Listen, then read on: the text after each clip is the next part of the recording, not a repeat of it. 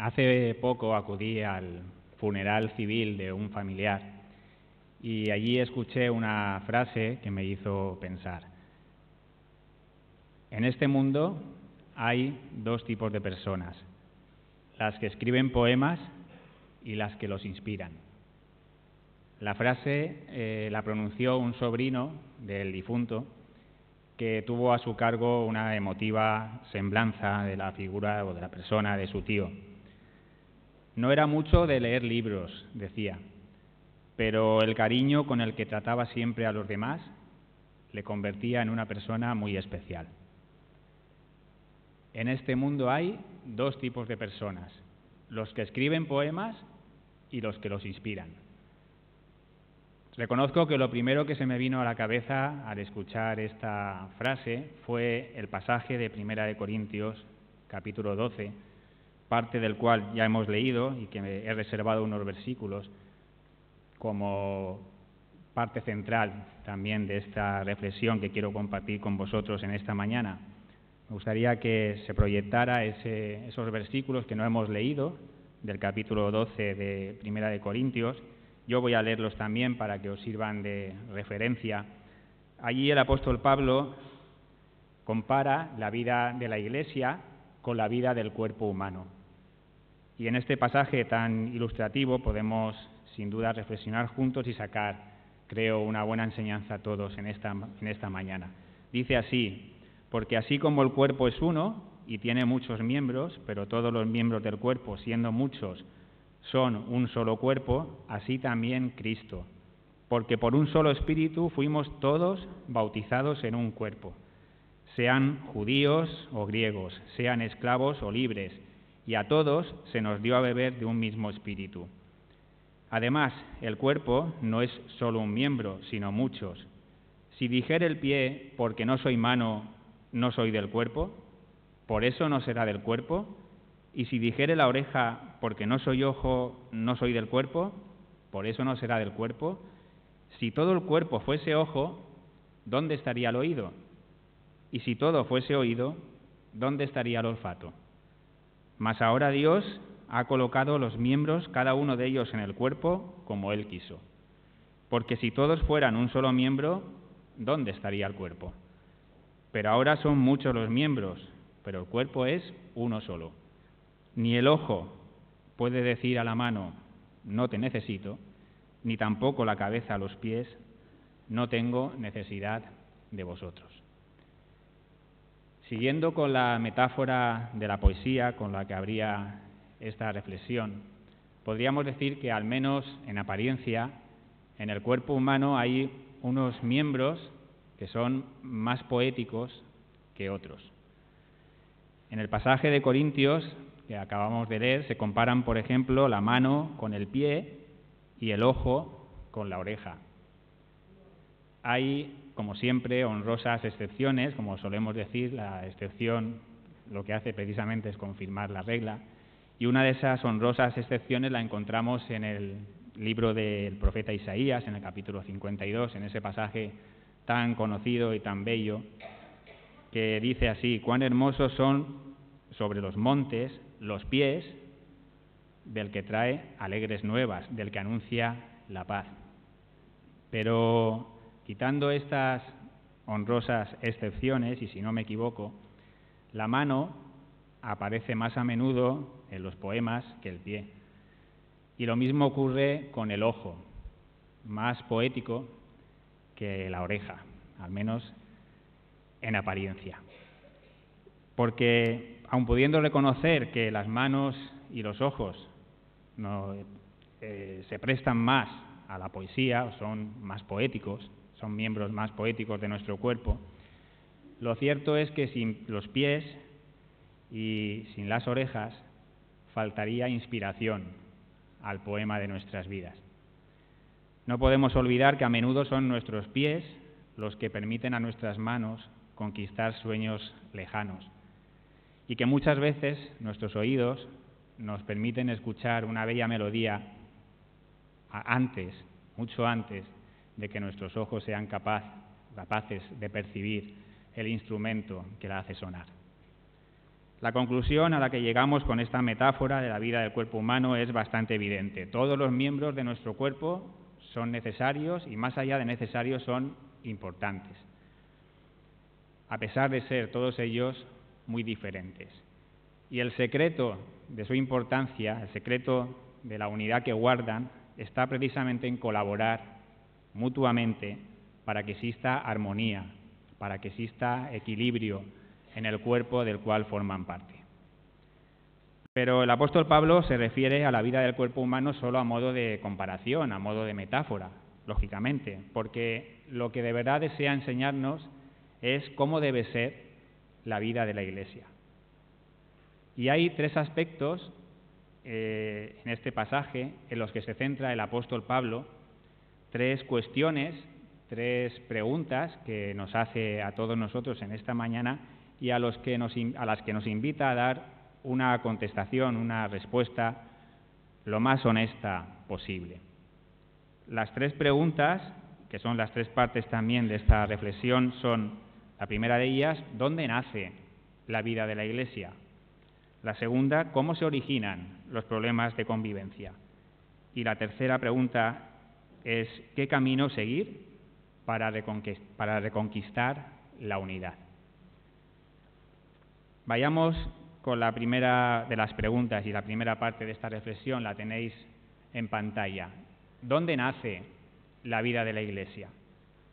Pues a esta pregunta nos ayudan a responder los versículos 12 y 13 de este pasaje de Primera de Corintios, capítulo 12. Porque así como el cuerpo es uno y tiene muchos miembros, pero todos los miembros del cuerpo, siendo muchos, son un solo cuerpo, así también Cristo. Porque por un solo espíritu fuimos todos bautizados en un cuerpo, ya sean judíos o griegos, esclavos o libres, y a todos se nos dio a beber de un mismo espíritu. Creo, hermanos, que todos estamos de acuerdo en que Cristo es la razón de ser de la Iglesia.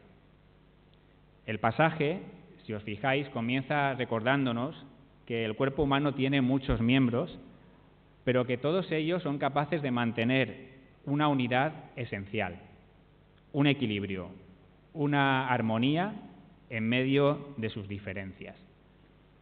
Como explicara el gran filósofo griego Platón, cuando nos duele un dedo, no decimos que mi dedo tiene dolor, sino que yo tengo dolor.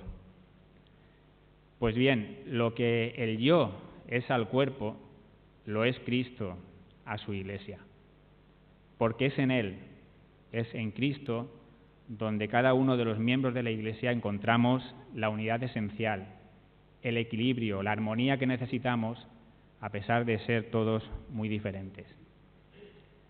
Probablemente Jesucristo no tenía intención de fundar la Iglesia, al menos tal y como nosotros la entendemos. Pero sí deseaba contar con mujeres y con hombres de toda raza y de toda condición social, dispuestos a ser testigos de su verdad a lo largo de la historia. Y para realizar esa misión, para ser testigos, capacitó y continúa capacitando hoy a esas mujeres y a esos hombres a través del Espíritu Santo. A través de un solo Espíritu, nos recuerda este pasaje en estos primeros dos versículos, a través de un mismo Espíritu. Os he dicho estas cosas estando con vosotros, mas el Consolador, el Espíritu Santo, a quien el Padre enviará en mi nombre, Él os enseñará todas las cosas y os recordará todo lo que yo os he dicho. Son palabras de Jesús que encontramos en el Evangelio de Juan en el capítulo 14. Hermanos, Dios nos ha hecho libres para pensar. El deseo de Dios no es que todos pensemos lo mismo. Por eso en la Iglesia hay diferentes formas de pensar. Hay una línea de pensamiento más conservadora, hay una línea de pensamiento más liberal. Dios no busca la uniformidad de pensamiento en la Iglesia. Lo que Dios busca es que haya unidad en su Iglesia en medio de las distintas formas de pensar. Y esa unidad, hermanos, se consigue con la ayuda del Espíritu Santo, confrontando nuestros pensamientos, ya sean conservadores o más liberales, confrontando esos pensamientos nuestros con las palabras del Señor Jesús. Esas palabras que el Espíritu Santo, como dice el texto, ha venido a recordarnos. Y no nos equivoquemos, no es la verdad lo que estamos llamados a descubrir. La verdad ya nos la reveló Jesús, porque Él es la verdad. A lo que nos ayuda el Espíritu Santo es a aprender qué significa realmente la verdad de Jesús, a aplicar de forma efectiva esa verdad, esas palabras de Jesús, al día a día de nuestras vidas. En definitiva, el Espíritu Santo nos ayuda a sentirnos verdaderamente libres. Y en este aprendizaje estamos todos. Por eso creo, hermanos, que cada día de nuestra vida es un regalo, una oportunidad para conocer algo nuevo de la grandeza de Dios y para conocerlo juntos. Y en esta escuela del Espíritu no hay alumnos aventajados. El día que pensemos que ya lo sabemos todo acerca de la verdad de Jesús, ese día probablemente será el más triste y más desafortunado de nuestras vidas. La vida de la Iglesia nace, pues, de la semilla del Espíritu de Dios. Una semilla que está llamada a dar fruto muy diverso, con distintas manifestaciones, en forma de amor, en forma de gozo, en forma de paz, en forma de paciencia, en forma de bondad, en forma de fe, en forma de mansedumbre, en forma de templanza, como nos recuerda el propio apóstol Pablo en el capítulo 5 de la Epístola a los Gálatas. Pero la semilla y el fruto son uno, porque uno es también el Espíritu. No hay espíritus de primera y espíritus de segunda, como tampoco hay cuerpos de Cristo mejores que otros. Hay un solo cuerpo de Cristo, el cuerpo universal, del cual, hermanos, creo que tenemos, para nosotros es o debe ser el mayor privilegio de este mundo formar parte de ese cuerpo universal de Cristo. La Iglesia universal y también la Iglesia local, como dice el texto, tiene muchos miembros, es verdad, pero todos, absolutamente todos, hemos sido bautizados por un solo Espíritu y a todos se nos ha dado a beber de un mismo Espíritu, dice la palabra de Dios, para formar parte de un solo cuerpo, el cuerpo de Cristo. Y todo ello, para ser testigos a lo largo de la historia de un mensaje único, la verdad de Jesús, las buenas nuevas de salvación. Y si esto es así, ¿cómo se originan los problemas de convivencia en la Iglesia? Si tenemos esto tan claro, ¿por qué existen disensiones en la Iglesia de Jesucristo? Pasamos, pues, a la segunda pregunta de esta reflexión, una pregunta a la que creo nos pueden servir para dar respuesta a los versículos 14 al 17. Además, dice, el cuerpo no es un solo miembro, sino muchos. Porque si dijere el pie, porque no soy mano, no soy del cuerpo, ¿por eso no será del cuerpo? Y si dijere la oreja, porque no soy ojo, no soy del cuerpo, por eso no será del cuerpo. Si todo el cuerpo fuese ojo, ¿dónde estaría el oído? Y si todo fuese oído, ¿dónde estaría el olfato? Decíamos en el primer punto de esta reflexión que Cristo capacitó y que continúa capacitando hoy a mujeres y hombres para ser testigos de su verdad. Y buena parte de esa capacitación nos llega en forma de dones espirituales, de los que también nos habla el propio apóstol Pablo un poquito más adelante, en uno de los versículos que hemos leído en la lectura antifonal de esta mañana, concretamente el versículo 28 de este mismo pasaje. Y a unos puso Dios en la Iglesia, primeramente apóstoles, luego profetas, lo tercero maestros, luego los que hacen milagros, después los que sanan, los que ayudan, los que administran, los que tienen don de lenguas. Y es paradójicamente, en el ejercicio de los dones espirituales, donde se originan muchos de los problemas de convivencia en el seno de la Iglesia. No todos, está claro, pero sí muchos de esos problemas. Esos mismos dones con los que hemos sido capacitados por Dios para edificar la Iglesia, a menudo los convertimos en el ejercicio de los mismos en causa de división, en causa de disensión. Y personalmente creo que ello se debe a que partimos de una premisa equivocada. A menudo pensamos, y también predicamos, que para Dios todos somos iguales. Y no es cierto. Para Dios todos somos importantes. Para Dios todos somos necesarios. Pero no todos somos iguales. Por eso nos ha capacitado con dones espirituales diferentes para realizar funciones distintas en la Iglesia de Jesucristo. Funciones todas ellas y dones todos ellos que interrelacionados entre sí sirvan para edificar el cuerpo de Cristo. Decimos que el cuerpo humano está sano cuando cada uno de sus miembros cumple con su función, ¿verdad? Los problemas de salud vienen cuando, siguiendo la ilustración del texto, el pie quiere ser mano o cuando la oreja desea ser ojo, alterando con ello la unidad esencial, el equilibrio, la armonía que el cuerpo necesita. Pues lo mismo ocurre con la vida de la Iglesia. Si todos los miembros cumplimos con nuestra función, la Iglesia está sana y prospera. Pero cuando pensamos que todos somos iguales para Dios y nos creemos con ello, con el derecho de ostentar el don y con ello la función que otros hermanos puedan estar desarrollando, en definitiva, cuando caemos en el error de competir por los dones espirituales, estamos dando pie a que se originen problemas de convivencia en el seno de la Iglesia. Y lo peor de todo, hermanos, es que movidos por ese afán de reivindicar esa supuesta igualdad que debe existir entre todos nosotros, dejamos de poner en valor la importancia que tienen para Dios los dones de nuestros hermanos y los nuestros propios. El propio apóstol Pablo nos alerta de lo desafortunado de esta forma de pensar.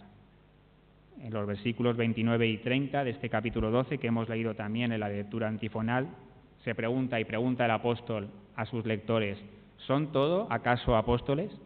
¿Son todos profetas? ¿Todos maestros? ¿Hacen todos milagros? ¿Tienen todos dones de sanidad? ¿Hablan todos lenguas? ¿Interpretan todos?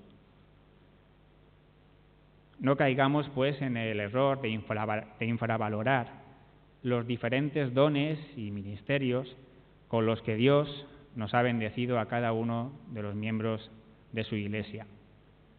Eso sí, evitemos también caer en el error contrario, en el extremo opuesto, considerando a los dones y los ministerios como fines en sí mismos. No olvidemos que deben estar siempre interrelacionados, contribuir mutuamente para la edificación del cuerpo de Cristo. El apóstol Pablo era y es consciente en este texto de que a menudo los problemas de convivencia pueden hacer que algunos miembros de la Iglesia dejen de sentirse parte del cuerpo. Y nos invita en el texto a no escatimar esfuerzos para evitarlo. Nos lo ilustra de una forma sabia. Los versículos 15 y 16 creo que son muy ilustrativos al respecto. Si dijere el pie porque no soy mano, no soy del cuerpo, ¿por eso no será del cuerpo? O si dijere la oreja porque no soy ojo, no soy del cuerpo, ¿por eso no será del cuerpo? Por ello, un poquito más adelante, en el versículo 22, que también hemos leído anteriormente de este mismo capítulo 12, el apóstol Pablo nos recuerda que aquellos miembros del cuerpo que parecen más débiles son también los más necesarios y que Dios ordenó el cuerpo dando más abundante honor al que le faltaba, para que no haya desavenencia en el cuerpo, para que no surjan problemas de convivencia en el cuerpo, sino que todos los miembros se preocupen los unos por los otros. De manera, dice, que si un miembro padece, todos los miembros se duelen con él. Y si un miembro recibe honra, todos los miembros con él se gozan. Versículos 24 al 26 de este capítulo 12. En la epístola a los Romanos, en el capítulo 14, el propio apóstol da un paso más y profundiza en este difícil ámbito de las relaciones interpersonales dentro de la Iglesia, apelando a la sana convivencia, incluso en medio de las distintas formas de vivir o de entender la fe. Recibid, dice allí, al débil en la fe, pero no para contender sobre opiniones, porque uno cree que se ha de comer de todo, otro, que es débil, come legumbres. El que come, que no menosprecie al que no come, y el que no come, que no juzgue al que come. Y acaba diciendo, porque Dios le ha recibido. Y hermanos, si Dios ha ordenado así el cuerpo de Cristo, si ese ha sido y es el deseo de Dios, ¿cómo no va a ser también ese nuestro deseo? ¿Y cómo no vamos a empeñar todos nuestros esfuerzos en cumplirlo? Lamentablemente, la realidad nos dice que ese deseo de Dios, que la voluntad de Dios, no siempre se cumple en el seno de la Iglesia. Muchas veces llegan las desavenencias, llegan los problemas de convivencia, se quiebra la armonía del cuerpo y se hace necesario, en definitiva, comenzar juntos un nuevo camino. Y entramos así en la tercera y última parte de esta reflexión, que es una tercera cuestión, una tercera pregunta a la que el apóstol Pablo nos invita también a dar respuesta. ¿Qué camino seguir para reconquistar la unidad? Hay 4 versículos, del 18 al 21, que pueden servirnos para dar respuesta a esta pregunta. Mas ahora, dice allí, Dios ha colocado los miembros, cada uno de ellos en el cuerpo, como Él quiso. Porque si todos fueran un solo miembro, ¿dónde estaría el cuerpo? Pero ahora son muchos los miembros, pero el cuerpo es uno solo. Ni el ojo puede decir a la mano, no te necesito, ni tampoco la cabeza a los pies, no tengo necesidad de vosotros. Estos versículos comienzan recordándonos algo importante, que es Dios quien ha colocado los miembros en el cuerpo de Cristo como Él quiso. No está, por tanto, en nuestras manos escoger con quiénes compartimos la familia de la fe. Tampoco podemos optar por hacer solos el camino, porque como bien dice el texto en el versículo 19, si hiciéramos eso, ¿dónde estaría el cuerpo? ¿Cómo reconquistar, pues, la unidad de la Iglesia cuando surgen los problemas de convivencia? El apóstol Pablo nos responde a esta pregunta de forma velada un poquito más adelante, en el versículo 31, al que antes también dábamos lectura, al comienzo del culto. Pero antes, en ese mismo versículo 31, que os invito también a tener delante de este capítulo 12, en ese versículo 31 hace un último esfuerzo, hace un último llamamiento el apóstol Pablo a sus lectores para tratar de impedir los problemas de convivencia, las desavenencias en el cuerpo de Cristo, diciendo, procurad, pues, los dones mejores. Tened cuidado, evitad aquellos dones que puedan llevaros a la soberbia espiritual, a producir disensión en el cuerpo de Cristo, y poned en práctica más bien aquellos dones que ayuden a edificar la Iglesia de Jesucristo. Este podría ser el mensaje que quería trasladarles el apóstol Pablo a sus lectores. Pero permitidme que añada aquí una interpretación personal de este versículo. Creo, hermanos, que los dones mejores que podemos procurar, que los dones mejores a los que podemos aspirar cada uno de nosotros, son aquellos que hemos recibido realmente del Espíritu Santo. Porque son esos dones, y no otros, con los que hemos sido capacitados para cumplir con nuestra misión en el cuerpo de Cristo. Porque son esos dones, y no otros, los que nos ayudarán a edificar la Iglesia de Cristo. Pero con todo y con eso, el apóstol Pablo es consciente que los problemas de convivencia en la Iglesia no se solucionan solo ejercitando los dones espirituales. Es necesario, cuando estos problemas surgen y hacemos todos los esfuerzos necesarios para que tengan solución, es necesario emprender juntos un camino aún más excelente, como nos sugiere de forma velada el versículo 31 de este capítulo 12. Y ese camino es el amor. No hay atajos posibles.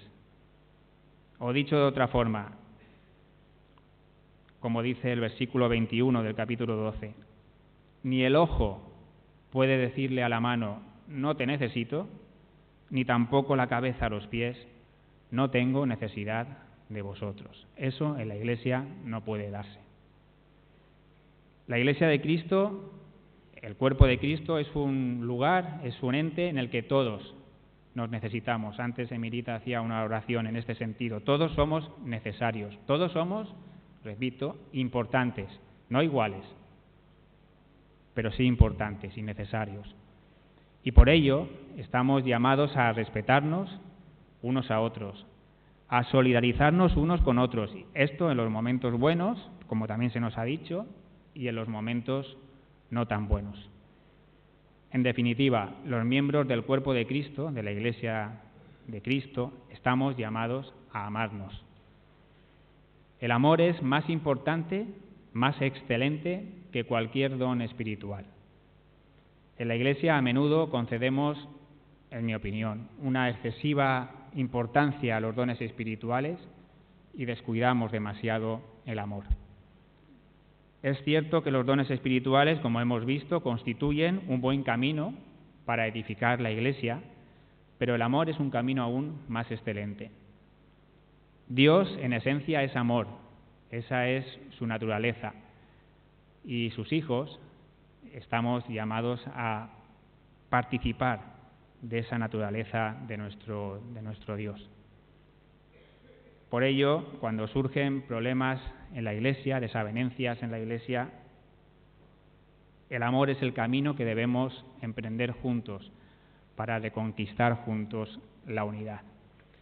En el versículo 31, el último del capítulo 12 de Primera de Corintios, podemos encontrar sin duda la antesala del himno al amor por excelencia, que es el capítulo 13, que también hemos dado lectura de él. Sin duda uno de los pasajes más bellos de toda la Escritura. En ese pasaje de Primera de Corintios 13, que podéis tener abierto si así lo deseáis, se nos define, se nos muestran distintas características del amor. En el versículo 4, por ejemplo, nos revela que el amor es sufrido.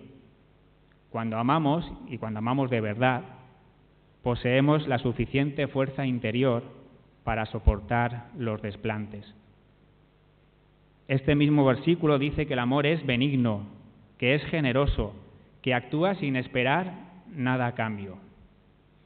Dice también que no tiene envidia, que no es jactancioso, que no presume de lo que hace ni de lo que sabe, que no se envanece, que no se alimenta de la vanagloria. El amor no es como ese gallo que piensa que el sol sale todos los días solamente para oírle cantar. En el versículo 5 se nos dice que el amor no hace nada indebido, que no busca lo suyo, que no se irrita. Qué difícil es esto, ¿verdad? Y añade que el amor no guarda rencor. Como alguien dijo, amar es encontrar una perla en los pliegues de la vida. En esos momentos oscuros, en esas situaciones escabrosas, en las que resulta complicado albergar esperanza. Hasta ahí penetra el amor. El versículo 6 dice que el amor no se goza de la injusticia, mas se goza de la verdad de Jesús, de esa verdad que, como decíamos al principio, el Espíritu Santo nos recuerda, de esa verdad que el Espíritu Santo nos ayuda a entender realmente, que nos ayuda a aplicar al día a día de nuestras vidas. Todo lo sufre, todo lo cree, todo lo espera, todo lo soporta, dice el versículo 7. Y añade el versículo 8 que el amor nunca deja de ser, porque el amor es eterno. Con razón dice el versículo 13, que es el último de este capítulo 13 de Corintios, de Primera de Corintios, que ahora permanecen la fe, la esperanza y el amor. Pero el mayor de ellos es el amor, porque el amor trasciende el tiempo. ¿Recordáis las palabras de Jesús a sus discípulos, unas de las últimas palabras que pudo decirles antes de ir a la cruz? Un mandamiento nuevo os doy, que os améis unos a otros como yo os he amado, que también os améis unos a otros. Porque en esto, reitero la expresión en esto, conocerán todos que sois mis discípulos, si tuvierais amor los unos con los otros. Unas palabras que nos recuerdan que el amor que nos tengamos, que nos profesemos unos a otros en la Iglesia, será el mejor distintivo, la mejor señal de nuestro discipulado cristiano. Hermanos, las personas que nos visitan podrán recordar durante un tiempo una bella predicación, las palabras de un artículo bien escrito, las bellas estrofas de un canto, pero lo que no olvidarán nunca serán nuestras muestras de cariño y de afecto. Y esto no son palabras gratuitas, os las comparto por propia experiencia personal. Comenzaba esta reflexión con una frase que escuché hace poco con mis oídos y quiero finalizarla con otra frase que vi recientemente también con mis ojos.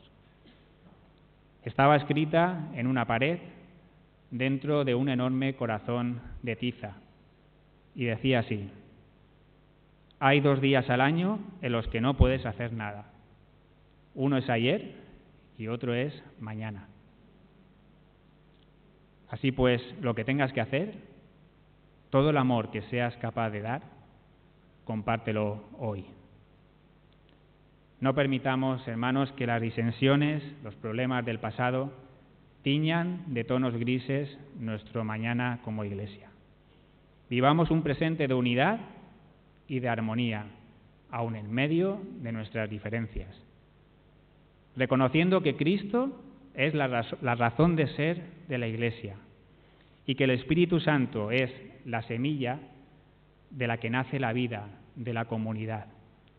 Un espíritu que nos recuerda la verdad de Jesús y que nos capacita además para ser testigos de esa verdad por medio de los dones.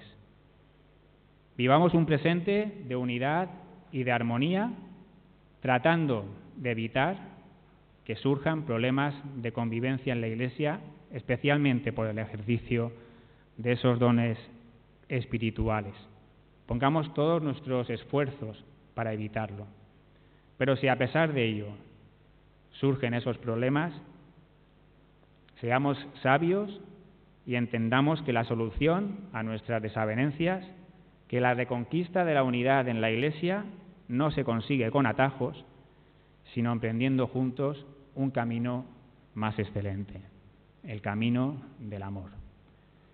Con poesía empezábamos y con poesía terminamos también esta reflexión. Y qué mejor forma de hacerlo que con unos preciosos versos del escritor mexicano Amado Nervo, unos versos que tienen como protagonista al amor. Dicen así: si nadie sabe ni por qué reímos ni por qué lloramos, si nadie sabe ni por qué vivimos ni por qué nos vamos, si en un mar de tinieblas nos movemos, y todo es noche, enrededor y arcano, a lo menos amemos, quizá no sea en vano. Amén.